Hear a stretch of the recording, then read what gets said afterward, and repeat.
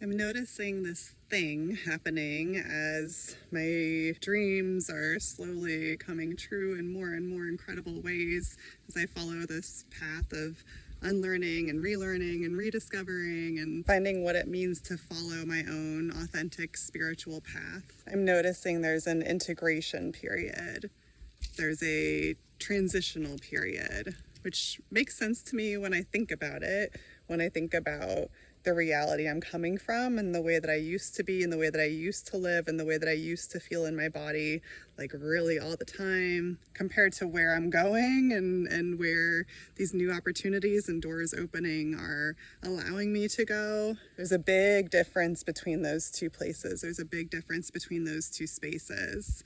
And I think that I've had this assumption along this journey that when my dreams came true, when a dream came true, then that's what would make me feel better, right? Then that's what would make me move out of this way that I had been before, this internalized way of being, this way of feeling my day-to-day, moment-to-moment experience in my body, which was uncomfortable and out of alignment because of the amount of self-sacrificing I was automatically inherently doing without even conscious awareness of it. It meant that I was never really safe in my experience. It meant that I was never really protecting myself or helping myself feel better internally, because what was always more important to me in that old way of being was the way that I was impacting people around me, and whether I was receiving external validation, whether my bosses, whether my authority figures, whether my mother thought that I was doing a good job or thought that I was doing something good. And I find that's still part of what I'm shedding and leaving behind as the doors open to this new version of myself that I'm called to be. I'm catching myself still grasping for those external things to make me feel better, even though I no longer receive validation from other people. I now receive validation from the universe confirming that I'm where I need to be when I need to be there. But that still isn't enough. Like, that still is something external to myself that I'm relying on to make me feel better. And so what I'm seeing is that it's just more complicated. It's not as easy as like, okay, your dreams come true and then you feel like you're a new person and then everything's magically better and you don't have to deal with that old way, the old stuff anymore. The old stuff is still there. There's a quote people talk about, I can't remember who said this quote, but wherever you go, there you are.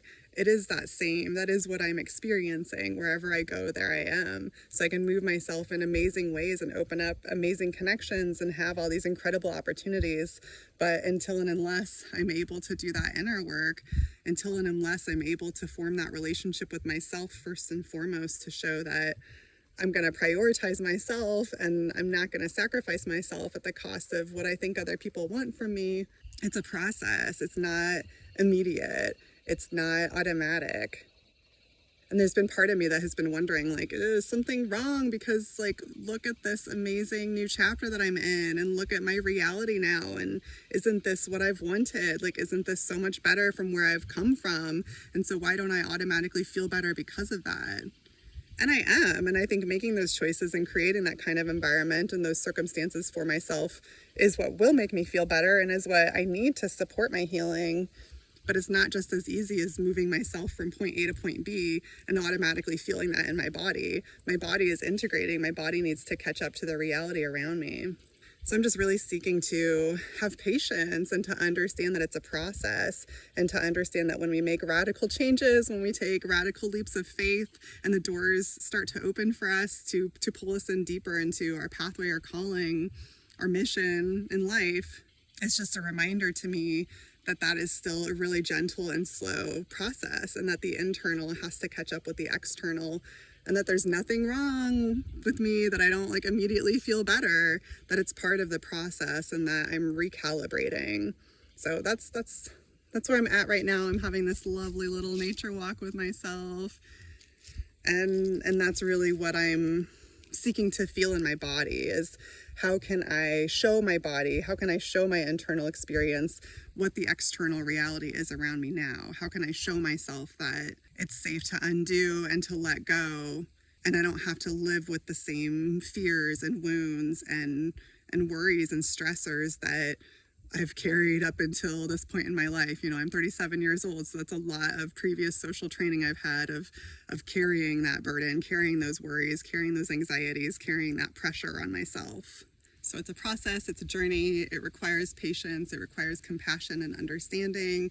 It requires checking ourselves, checking myself when I have those assumptions of like, oh, something's wrong because I want to feel better than I feel right now. Feeling the bad stuff is just as important. Feeling the discomfort, feeling the disconnect and the discord and the distance between where we've been and where we're going, like that is just as important part of the process as anything else. So these are just some fall reflections I wanted to share in this beautiful outdoor scene with the leaves changing.